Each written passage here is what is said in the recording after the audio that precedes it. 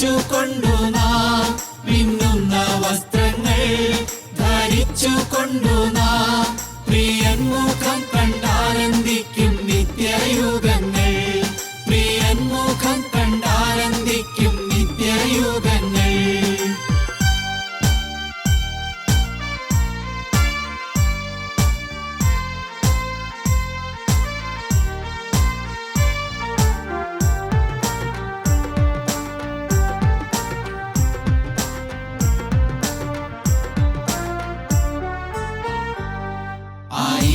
ആയിരം ദൂതന്മാർ ശുശ്രൂഷ, ആയിരം ദൂതന്മാർ ശുശ്രൂഷ ലഭിക്കുമെന്റെ പ്രിയനുമായി വാഴും സമയം.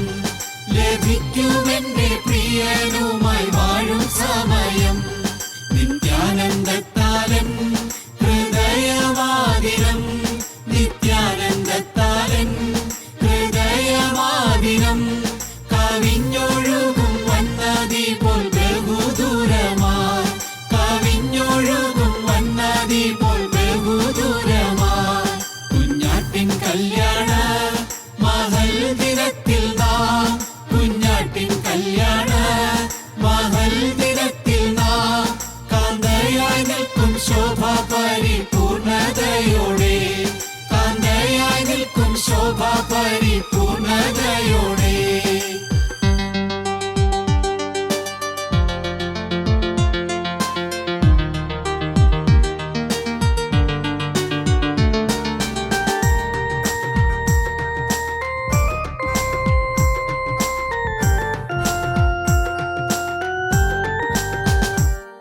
കാന്തനും കാന്തയും കല്യാണശാലയിൽ, കാന്തനും കാന്തയും കല്യാണശാലയിൽ എണ്ണമില്ലാത്ത ശുദ്ധർ മധ്യേ വാഴും ചന്തമായി.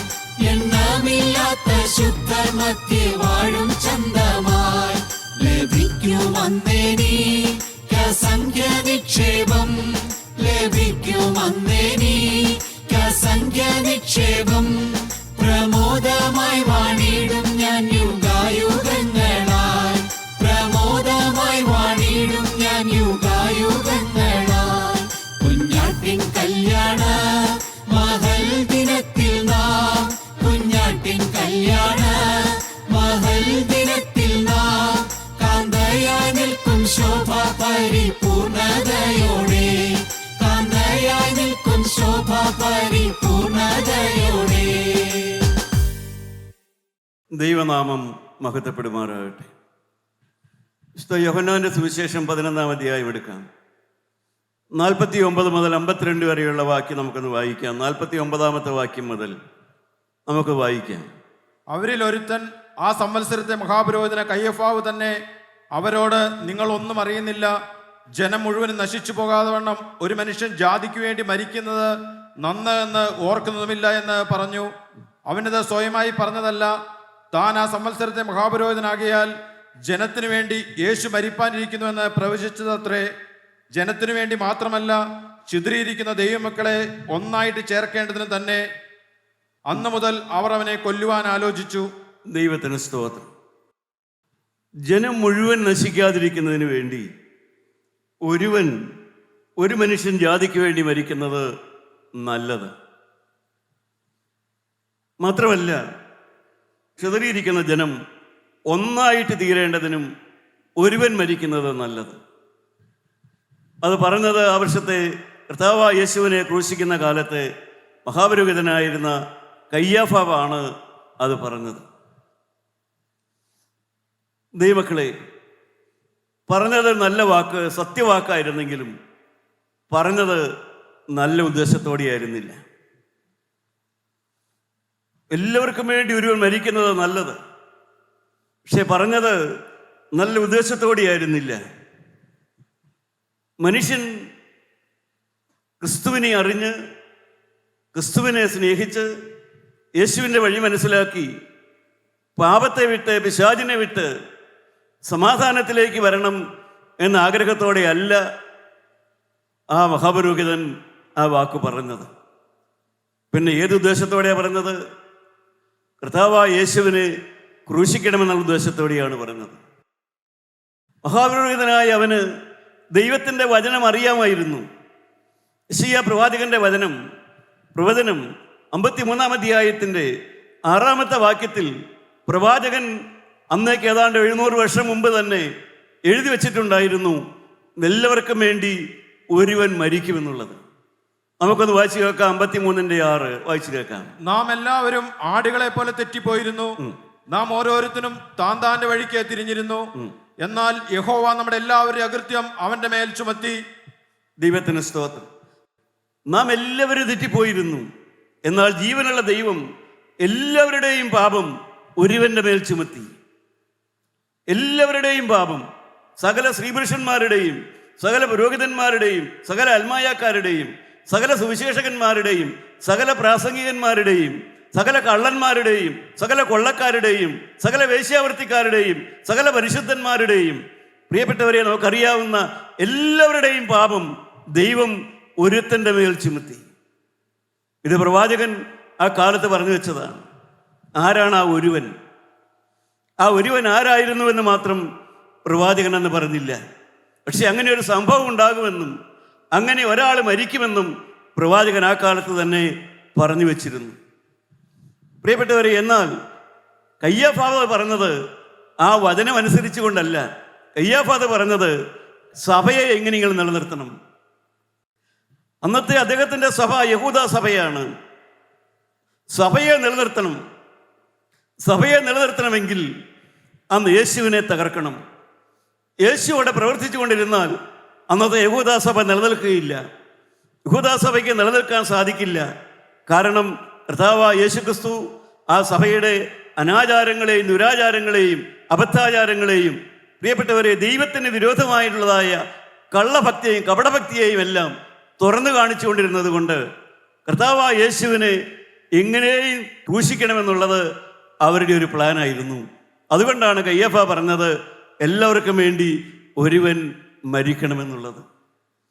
അതൊരു പ്രവചനവാക്യമായിരുന്നു എന്ന് യോഹന്നാൻ അപ്പോസ്തലൻ അവിടെ രേഖപ്പെടുത്തുന്നുണ്ട്.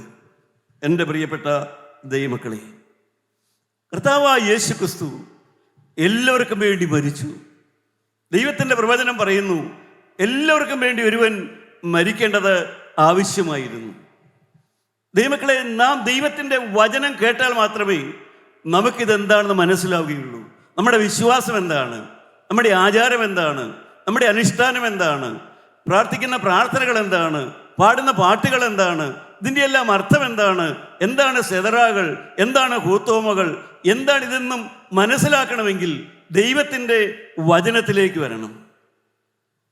ദൈവത്തിൻ്റെ വചനം മനുഷ്യനോട് പള്ളി പണിയണമെന്നോ അല്ലെങ്കിൽ ദൈവത്തിൻ്റെ വചനം പെരുന്നാൾ ആഘോഷിക്കണമെന്നോ ദൈവത്തിൻ്റെ വചനം ഇതൊന്നുമല്ല പറഞ്ഞിരിക്കുന്നത്. ആരാധിക്കുന്ന സമൂഹത്തോട് അപ്പോസ്തലനായ പൗലോസ് പ്രസംഗിച്ചു. അപ്പോസ്തല പ്രവൃത്തികൾ 17-ാം അധ്യായം 30-ാമത്തെ വാക്യം. 17-ാം അധ്യായം 30-ാമത്തെ വാക്യം. അപ്പോസ്തലൻ ഒരു ആരാധിക്കുന്ന സമൂഹത്തെ കണ്ട് ആ സമൂഹത്തോട് പറഞ്ഞു കൊടുത്തു, നിങ്ങളിങ്ങനെ വ്യർത്ഥമായുള്ള ഒരു ആരാധന മാത്രം പോരാ, വ്യർത്ഥമായുള്ള ഒരു ആരാധനാ രീതി മാത്രം പോരാ, എന്ത് നടക്കണമെന്ന് അപ്പോസ്തലൻ പറഞ്ഞു കൊടുത്തു. 17-ാം അധ്യായം 30-ാമത്തെ വാക്യം. എന്നാൽ അറിയായ്മയുടെ കാലങ്ങളെ ദൈവം ലക്ഷ്യമാക്കാതെ ഇപ്പോൾ എല്ലായിടത്തും എല്ലാവരും മാനസാന്തരപ്പെടണമെന്ന് മനുഷ്യരോട് കൽപ്പിക്കുന്നു. പ്രിയപ്പെട്ടവരെ, ആരാധന മാത്രം പോരാ, അനുഷ്ഠാനങ്ങൾ മാത്രം പോരാ. മനുഷ്യൻ ആരാധിക്കുന്ന സമൂഹത്തോടാണ് പറഞ്ഞത്, നിങ്ങൾ മാനസാന്തരപ്പെടണമെന്ന്. ദൈവമക്കളെ, ജീവനുള്ള ദൈവം നമ്മളെ ആരെയും ഒരു സഭയിൽ ഇങ്ങനെ കെട്ടിയിട്ട് നടക്കാനല്ല ഉദ്ദേശിക്കുന്നത്. നമുക്കെല്ലാം സഭകളുണ്ട്. സഭയുടെ അപദാനങ്ങളെ വർണ്ണിക്കാൻ നമുക്ക് നല്ല നാവുമുണ്ട്. അവനവൻ്റെ സഭയെക്കുറിച്ച്, അവനവൻ്റെ സഭയിലെ കാര്യങ്ങളെക്കുറിച്ച് എല്ലാം ഇഷ്ടം പോലെ വർണ്ണിക്കാൻ നമുക്കുണ്ട്. നാം ചെയ്യുക പ്രിയപ്പെട്ടവരെ. എന്നാൽ ദൈവത്തിൻ്റെ വചനം പറയുന്നു, സഭകളുടെ അപദാനത്തെ വർണ്ണിച്ചാൽ പോരാ, മാനസാന്തരപ്പെടണം. മനുഷ്യൻ മാനസാന്തരപ്പെടണം. ദൈവത്തിൻ്റെ വചനം കേട്ട് മനം തിരിയണം.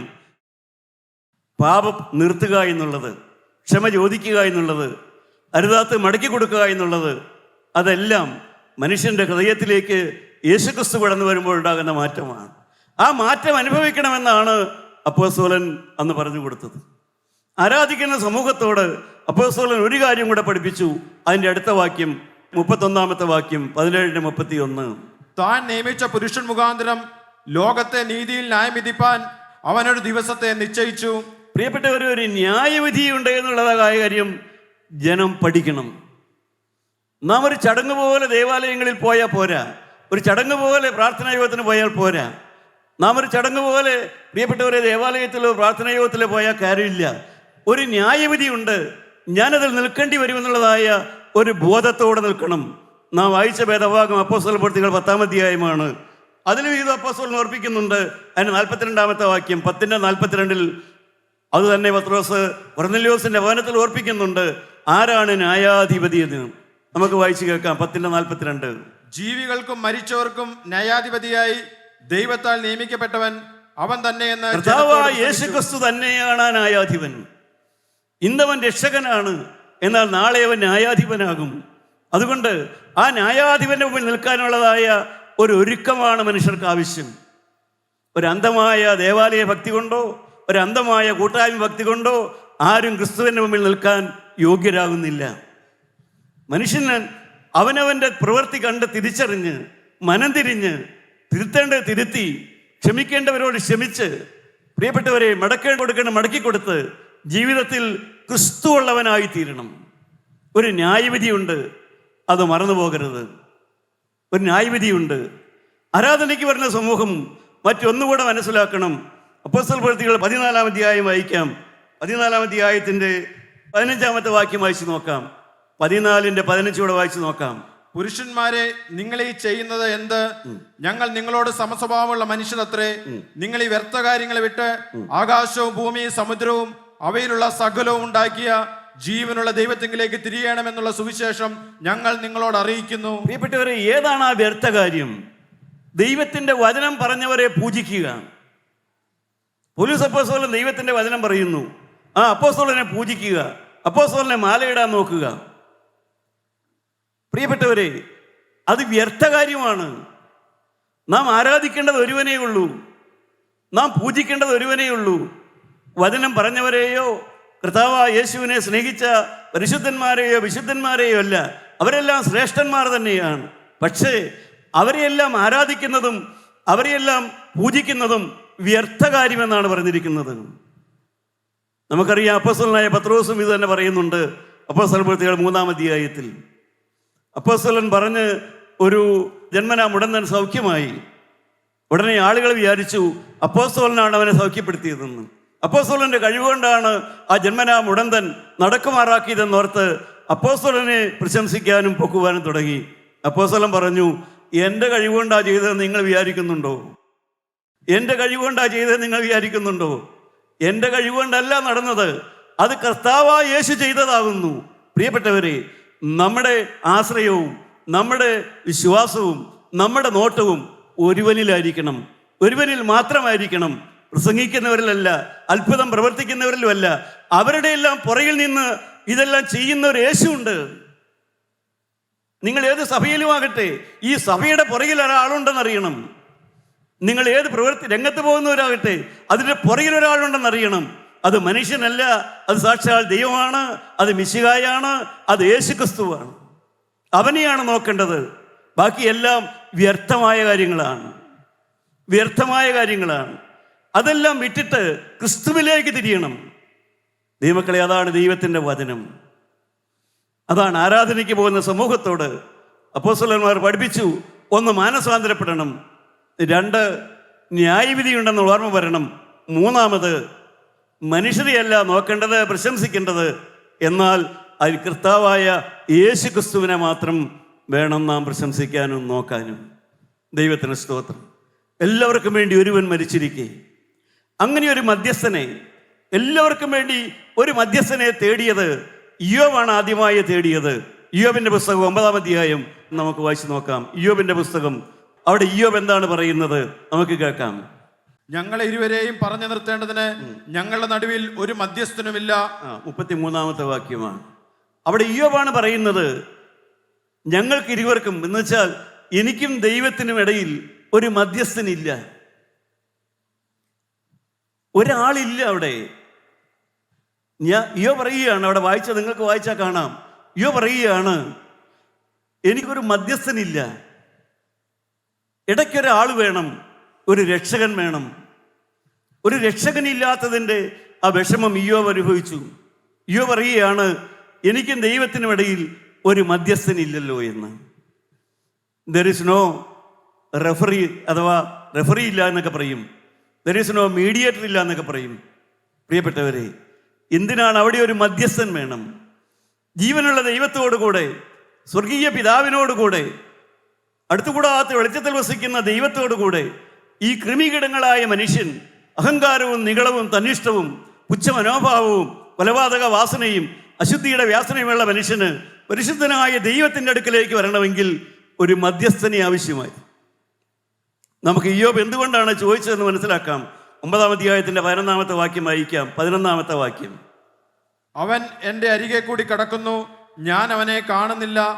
അവൻ കടന്നു പോകുന്നു, ഞാൻ അവനെ അറിയുന്നതുമില്ല. ഇയ്യോബ് പറയുകയാണ്, ദൈവന്റെ അടുത്തുകൂടെ കടന്നു പോകുന്നുണ്ട്, എൻ്റെ സമീപത്തുകൂടെ ഞാൻ പോകുന്നുണ്ട്, പക്ഷെ എനിക്ക് അവനെ മനസ്സിലാവണില്ല, എനിക്ക് തിരിച്ചറിയാൻ പറ്റുന്നില്ല. ദൈവമക്കളെ, ഇവിടെയാണ് മനുഷ്യന്റെ വിഷമം. അനേകർ പറയും, കർത്താവ് ഇവിടെ വന്നിട്ടുണ്ടായിരുന്നു, കർത്താവ് എന്നെ തൊട്ടു സൗഖ്യമാക്കി, പക്ഷെ എല്ലാവർക്കും അനുഭവമില്ല, എല്ലാവർക്കും എനിക്ക് മനസ്സിലാവുന്നില്ല. കർത്താവിൻ്റെ അരികത്തുകൂടെ പോയി, പക്ഷെ എനിക്ക് അവനെ മനസ്സിലായില്ല. കർത്താവായ യേശു ലോകത്തിലേക്ക് വന്നു, സ്വന്തമായവരോ കൈക്കൊണ്ടില്ല. കർത്താവായ യേശു ആരാണെന്ന് അറിയുന്നതിന് വേണ്ടി കയ്യാഫാവിന് കർത്താവിന് ശിഷ്യനായ യൂദാസിന് പണം കൊടുത്ത് ഒറ്റിക്കൊടുക്കൽ ആവശ്യമായിരുന്നു. എന്നാൽ രക്തസ്രവക്കാരിയായ സ്ത്രീക്ക് യേശു ആരാണെന്നറിയാൻ ആരും ഒറ്റിക്കൊടുക്കേണ്ട ആവശ്യമില്ല. അവൾക്ക് അവൻ്റെ അടുത്തേക്ക് കൃത്യമായിട്ട് ചെല്ലാം. പ്രിയപ്പെട്ടവരെ, പൊട്ടക്കണ്ണന് കൃത്യമായിട്ട് ചെല്ലാം. അവിടെ ദാവീദ് പുത്ര എന്നോട് കരുണ തോന്നണമേ എന്ന് വിളിച്ചപ്പോൾ കൃത്യമായിട്ട് അവനോട് എത്തി. പക്ഷേ മഹാപുരോഹിതൻ യേശു ആരാണെന്ന് അറിയണമെങ്കിൽ ആരെങ്കിലും ഒറ്റിക്കൊടുക്കണം. എന്താണ് കാരണം? പ്രിയപ്പെട്ടവരെ, ആവശ്യക്കാരായിട്ടല്ല അന്വേഷിക്കുന്നത്, സ്നേഹത്തോടെയല്ല അന്വേഷിക്കുന്നത്. നിങ്ങൾക്ക് യേശുവിനെ ആവശ്യമുണ്ടെങ്കിൽ അവൻ നിങ്ങളുടെ അരികത്തുകൂടെ കടന്നു പോകുന്നുണ്ട്, നിങ്ങളുടെ തൊട്ടരികത്തുകൂടെ കടന്നു പോകുന്നുണ്ട്. നിങ്ങളുടെ അവസ്ഥ കണ്ട് മനസ്സലിഞ്ഞവൻ കടന്നു പോകുന്നുണ്ട്, നിങ്ങളുടെ രോഗാവസ്ഥ കണ്ടവൻ കടന്നു പോകുന്നുണ്ട്. നിങ്ങൾ ആവശ്യക്കാരാണെങ്കിൽ നിങ്ങൾക്കവനെ തിരിച്ചറിയാം. നിങ്ങൾ അത്യാവശ്യക്കാരാണെങ്കിൽ നിങ്ങൾക്കവനെ വിളിച്ചറിയാം. നിങ്ങൾ വിളിച്ചാൽ അവൻ നിൽക്കും, നിങ്ങൾ പ്രാർത്ഥിച്ചാൽ അവൻ കേൾക്കും, നിങ്ങൾ തൊടണമെന്ന് ആഗ്രഹിച്ചാൽ നിങ്ങൾക്കവനെ തൊടാം. പ്രിയപ്പെട്ടവരുടെ സൗഖ്യം നിങ്ങൾക്ക് ഇപ്പോൾ അനുഭവിക്കാം. ആവശ്യക്കാരാണോ എന്നുള്ളതാണ് വിഷയം. ആവശ്യക്കാരാണെങ്കിൽ അവനെ തിരിച്ചറിയാം. ഇയ്യോബ് പറയുകയാണ്, അവൻ എൻ്റെ അരികത്തുകൂടെ കടന്നുപോയി, എനിക്ക് മനസ്സിലാവണില്ല, ഈ ദൈവത്തെ മനസ്സിലാകുന്നില്ല. എൻ്റെ പ്രിയപ്പെട്ടവരെ, എളുപ്പത്തിൽ മനസ്സിലാകുന്നില്ല, ആത്മീയം മനസ്സിലാകുന്നില്ല. 16-ാമത്തെ വാക്യം വായിക്കാം. അതിൻ്റെ 16-ാമത്തെ വാക്യം. ഞാൻ വിളിച്ചിട്ട് അവൻ ഉത്തരമരുളിയാലും എൻ്റെ അപേക്ഷ കേൾക്കുമെന്ന് ഞാൻ വിശ്വസിക്കയില്ല. ദൈവത്തിന് സ്തോത്രം. ഇയ്യോബ് പറയുകയാണ്, ഞാൻ പ്രാർത്ഥിച്ച ഒരു പ്രാർത്ഥന അവൻ കേട്ടാലും എന്നും എൻ്റെ പ്രാർത്ഥന അവൻ കേൾക്കുമെന്ന് എനിക്ക് വിശ്വാസമില്ല. ഒന്നവനെ തിരിച്ചറിയാൻ പറ്റുന്നില്ല, രണ്ടെനിക്ക് വിശ്വാസമില്ല. അതുകൊണ്ട് എനിക്ക് ദൈവത്തോട് ചേർന്ന് പോകാൻ സാധിക്കുന്നില്ല. ഇന്ന് അനേകരുടെ ആവശ്യം ഇത്. അനേകർക്ക് വിശ്വാസമില്ല. ഞാൻ പ്രാർത്ഥിച്ചാൽ ദൈവം കേൾക്കുമെന്ന് വിശ്വാസമില്ല. അത് വേറെ ആരെങ്കിലുമൊക്കെ പ്രാർത്ഥിക്കണം, വേറെ ആരെങ്കിലുമൊക്കെ പ്രാർത്ഥിച്ചാലേ കേൾക്കുകയുള്ളൂ. ഞാൻ പ്രാർത്ഥിച്ചാൽ ദൈവം കേൾക്കില്ല, എൻ്റെ പ്രാർത്ഥന ദൈവം കേൾക്കില്ല, വേറെ ആരെങ്കിലുമൊക്കെ പ്രാർത്ഥിച്ചാലേ ദൈവം കേൾക്കുകയുള്ളൂ. എൻ്റെ പ്രിയ സഹോദരങ്ങളെ, സത്യമതല്ല. നിങ്ങൾക്ക് യേശുവിനെ അറിയാൻ മേലാത്തത് കൊണ്ടാണ്. ഇയ്യോബിന് യേശുവിനെ മനസ്സിലാകുന്നില്ല. കാരണം ഇയ്യോബ് രോഗത്തിൻ്റെ മധ്യത്തിൽ രോഗിയായി അവശതയായി കഴിയുകയാണ്. അവൻ്റെ ആകുലവും അവൻ്റെ ആശങ്കയും അവൻ ശരിയാണ് ഭക്തനാണെന്നുള്ളതായ ഒരു ചിന്തയുമെല്ലാം അവൻ്റെ കണ്ണ് കുരുടാക്കിയിരിക്കുകയാണ്. അവൻ ഭക്തനായിരുന്നെങ്കിലും നിരാശനായിരുന്നു. ഭക്തനാണ്, നിരാശയുള്ള ഒരു ഭക്തനായിരുന്നു അവൻ. അതിന് 26-ാമത്തെ വാക്യം വായിക്കുക. 26-ാമത്തെ വാക്യം. അത് ഓട കൊണ്ടുള്ള വെള്ളം പോലെയും ഇരയെ റാഞ്ചുന്ന കഴുകനെ പോലെയും കടന്നു പോകുന്നു. ദൈവത്തിന് സ്തോത്രം. ഇയ്യോബ് പറയുകയാണ്, ജീവിതം എന്ന് പറയുന്നത് ഓട കൊണ്ടുള്ള വെള്ളം പോലെ. നമ്മൾ പണ്ട് കുഞ്ഞുകാരുന്ന കാലത്ത് കടലാസ് വഞ്ചി ഉണ്ടാക്കി കളിച്ച പോലെ. എൻ്റെ ഭക്തി എന്ന് പറയുന്നത് ഒരു കടലാസി വഞ്ചി പോലെയാണ്. അതിന് പ്രത്യേക പ്രയോജനമൊന്നുമില്ല. അതൊരു തമാശ പോലെ തോന്നുകയാണ്. കാരണം യഥാർത്ഥ ഭക്തി മനസ്സിലായിട്ടില്ല. ഭക്തി എന്നുള്ളത് ഒരു തമാശ പോലെ, പള്ളിയിൽ പോക്കൊരു തമാശ പോലെ. പ്രിയപ്പെട്ടവരെ, സകലതും എല്ലാം ഒരു തമാശ പോലെ. ആത്മീയ രംഗത്ത് വരുന്നത് പോലെ ഒരു തമാശ പോലെ. കുട്ടികൾ കളിവെള്ളം ഉണ്ടാക്കി കളിക്കുന്ന പോലെ ഒരവസ്ഥയാണ്. മാത്രമല്ല, അടുത്ത വരി എന്താണ് വായിച്ചത്? അത് ഓട കൊണ്ടുള്ള വെള്ളം പോലെയും ഇരയെ റാഞ്ചുന്ന കഴുകനെ പോലെയും കടന്നു പോകുന്നു. റാഞ്ചുന്ന കഴുകനെ പോലെ. കഴുകൻ ആ എറയുടെ മാംസത്തിൽ കുത്തുന്നത് പോലെ അനേക ക്രൈസ്തവരും അനേക ദൈവമക്കളും മാംസത്തിൻ്റെ സുഖം മാത്രമേ അനുഭവിച്ചിട്ടുള്ളൂ. ആത്മാവിൻ്റെ സൗഖ്യം അനുഭവിച്ചിട്ടില്ല, ആത്മാവിൻ്റെ സുഖം അനുഭവിച്ചിട്ടില്ല. ജീവിതത്തിൽ മാംസത്തിൻ്റെ സുഖം മാത്രമേ അനുഭവിച്ചിട്ടുള്ളൂ. കഴുകൻ്റെ കാല് ആ മാംസത്തിൽ, എറയുടെ മാംസത്തിൽ കിടന്നതുപോലെ അനേക ദൈവമക്കളുടെയും ഭക്തി എന്ന് പറയുന്നതും അനുഭവം എന്ന് പറയുന്നതും ഈ ലോകത്തിലെ കുറേ സുഖങ്ങളും സൗകര്യങ്ങളും പ്രാർത്ഥനാ വിഷയങ്ങളും അതുമാത്രം. എന്നാൽ ആത്മാവിൻ്റെ സൗഖ്യം അനുഭവിച്ചിട്ടില്ല. പ്രിയപ്പെട്ടവരെ, നമുക്കറിയാം രോഗം വരുമ്പോൾ നമുക്കെല്ലാവരോടും ക്ഷമിക്കാൻ തോന്നും. നമ്മുടെ ചേർന്ന് നിൽക്കുന്ന കൂട്ടായ്മയിൽ എത്രയോ ക്യാൻസർ രോഗികളുണ്ട്. അവരെല്ലാം ജീവിതത്തിൽ ഒരു കാര്യം നമുക്ക് മനസ്സിലാക്കാം, അവരുടെ രോഗം അവർ മനുഷ്യരോട് നിരപ്പാകാൻ ഉപയോഗിച്ചു. അവരുടെ സ്വന്തം കുടുംബാംഗങ്ങളോട്, ഭാര്യയോട്, ഭർത്താവിനോട്, മാതാപിതാക്കളോട്, പ്രിയപ്പെട്ടവരോട്, സഹോദരങ്ങളോടെല്ലാം നിരപ്പാകാനായിട്ട് ആ രോഗാവസ്ഥ അവർ ഉപയോഗിച്ചു. ദൈവമക്കളെ, അനേകർക്ക് സാധിക്കുന്നില്ല. ആ രോഗം വരുമ്പോൾ സ്വാഭാവികമായി ദൈവത്തിൻ്റെ ആത്മാവ് മനുഷ്യൻ്റെ ഹൃദയത്തിൽ കൊടുക്കും, നീ നിരപ്പാകണം, നീ എല്ലാവരോടും നിരപ്പാകണമെന്ന്. പക്ഷേ മനുഷ്യൻ എനിക്ക് നിരപ്പാകണമെന്നുള്ള ആഗ്രഹത്തിന് പകരം രോഗം മാറിയാൽ മതി എന്ന് മാത്രം പ്രാർത്ഥിക്കും, രോഗം മാറണവേ എന്ന് മാത്രം പ്രാർത്ഥിക്കും, നിരപ്പാകണ കാര്യം മറന്നുപോകും. അതുകൊണ്ടാണ് പറഞ്ഞത്, എനിക്ക് മനസ്സിലാകുന്നില്ല. 25-ാമത്തെ വാക്യം വായിക്കാം. അതിൽ 25-ാമത്തെ വാക്യം, എന്റെ ആയുഷ്കാലം ഓട്ടാളനേക്കാൾ വേഗം പോകുന്നു, അത് നന്മ കാണാതെ ഓടിപ്പോകുന്നു. ദൈവത്തിന് സ്തോത്രം. പറയുകയാണ്, ഒരു നന്മയും എനിക്ക് കാണാൻ പറ്റുന്നില്ല. എൻ്റെ ജീവിതത്തിൽ ദൈവം പ്രവർത്തിക്കുന്ന ഒരു നന്മയും എനിക്ക് കാണാൻ പറ്റുന്നില്ല. എനിക്കൊരു സൗഖ്യവും കിട്ടുന്നില്ല, ഹൃദയത്തിനൊരു സമാധാനവും കിട്ടുന്നില്ല. കീറാമുട്ടികളാണ് ജീവിതം മുഴുവനും. ഇന്ന് ഈ വചനം കേൾക്കുന്ന അനേകരുടെയും ജീവിതം അങ്ങനെയാണ്. ഒരു നന്മയും കാണുന്നില്ല, ദാരിദ്ര്യം മാറുന്നില്ല, ബുദ്ധിമുട്ട് മാറുന്നില്ല, പിണക്കം മാറുന്നില്ല, കലഹം മാറുന്നില്ല, ശണ്ട മാറുന്നില്ല, ഒന്നും മാറുന്നില്ല. ജീവിതം വ്യർത്ഥമായി പോകുന്നു എന്നുള്ളതായ ചിന്തയാണ് അനേകർക്കും. അതുകൊണ്ടാണ് പറഞ്ഞത്, എനിക്കും ദൈവത്തിനും തമ്മിൽ ഒരു മധ്യസ്ഥൻ ഉണ്ടായിരുന്നെങ്കിൽ എനിക്കൊന്നുകൂടെ ഈ ദൈവത്തിൻ്റെ വഴിയിലേക്ക് തിരിയുമായിരുന്നു. പ്രിയപ്പെട്ടവരെ, എല്ലാവർക്കും വേണ്ടി ഒരുവൻ മരിച്ചു എന്ന് പറഞ്ഞതിൻ്റെ രഹസ്യത. കാരണം മനുഷ്യരായി നമുക്ക് നിത്യപരിശുദ്ധനായ ദൈവത്തിൻ്റെ അടുക്കലേക്ക് അടുക്കാനായിട്ട് ഒരു മധ്യസ്ഥനെ വേണം. അതുകൊണ്ടാണ് 1 തീമോഥെയോസ് 1:5 അപ്പോസ്തലനായ പൗലോസ് പറയും, ദൈവം ഒരുവൻ, ദൈവത്തിൻ്റെ മനുഷ്യർക്കും മധ്യസ്ഥൻ ഒരുവൻ തന്നെ. എൻ്റെ പ്രിയപ്പെട്ടവരെ, ആ മധ്യസ്ഥനായ ക്രിസ്തു, ആ കർത്താവായ യേശു ക്രിസ്തു, ദൈവത്തിന് സ്തോത്രം, അവനെയാണ് നാം അറിയേണ്ടത്. അവനെ അറിഞ്ഞാലേ നമുക്ക് ദൈവത്തെ അറിയാൻ പറ്റുള്ളൂ. അവനെ അറിഞ്ഞാലേ ഒരു രോഗം വരുമ്പോൾ എന്ത് ചെയ്യണമെന്ന് മനസ്സിലാകുകയുള്ളൂ. അവനെ അറിഞ്ഞാലേ കണ്ണ് തുറക്കുമ്പോൾ മുതൽ കണ്ണടയ്ക്കുന്നത് വരെ അധ്വാനിക്കുന്നവരാണ് നമ്മുടെ സഹോദരിമാർ പലരും. തിരക്കിട്ട പണിയാണ്, നല്ല അധ്വാനമാണ്, സംശയമില്ല, അധ്വാനിച്ചേ പറ്റുകയുള്ളൂ. പക്ഷേ അവർ ആ തിരക്കിനിടയിൽ മറന്നു പോകുന്നൊരു കാര്യമുണ്ട്. രാവിലെ എഴുന്നേൽക്കുമ്പോൾ തന്നെ ഒന്ന് ദൈവസന്നദ്ധയിൽ ഇരുന്ന് ഹൃദയം പകർന്ന്, കർത്താവേ, ഇന്നത്തേക്ക് വേണ്ടതായ ആലോചനയും കൃപയും തരണമേ എന്ന് ഒന്ന് പ്രാർത്ഥിച്ച് വിനയപ്പെട്ടുകൊണ്ട് അവരുടെ ജീവിതത്തിലെ ഓരോ ദിവസവും തുടങ്ങുവാൻ സാധിക്കുന്നില്ല. അതാണ് പിശാചിൻ്റെ പ്രവൃത്തി. അധ്വാനം ഒന്ന് വിനയപ്പെടാൻ സാധിക്കുന്നില്ല. എൻ്റെ പ്രിയ സഹോദരങ്ങളെ, ദൈവത്തിന് സ്തോത്രം, ഇന്ന് നല്ല മനുഷ്യർ പോലും നിരാശരാണ്. ദൈവമക്കളെ, നമ്മുടെ എല്ലാം മുമ്പിലുള്ളത് എന്താണുള്ളത്? നമ്മുടെ മുമ്പിൽ എന്താ ഉള്ളത്? നമ്മുടെ ജീവിതത്തിന് മുമ്പിൽ എന്താ ഉള്ളത്? കുറേ പ്രശ്നങ്ങളും കുറേ ആവലാതികളും കുറേ ആകുലങ്ങളും ചില സ്വപ്നങ്ങളും മാത്രമല്ല ഉള്ളത്. നമ്മുടെ എല്ലാം മുമ്പിൽ ഒരു മരണമുണ്ട്.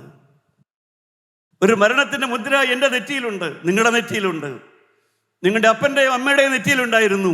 നിങ്ങൾ ജന്മം കൊടുത്ത നിങ്ങളുടെ മക്കളുടെ നെറ്റിയിലും ആ മരണത്തിൻ്റെ മുദ്രയുണ്ട്. ആ മരണം കഴിയുമ്പോൾ എന്ത് സംഭവിക്കും? ആ മരണം കഴിയുമ്പോൾ എന്താണ് സംഭവിക്കുക? ഒരു കാര്യം സംഭവിക്കും. മത്തായിയുടെ സുവിശേഷം 25:46 വായിച്ചു നോക്കാം. മത്തായിയുടെ സുവിശേഷം 25:46 വായിച്ചു നോക്കാം.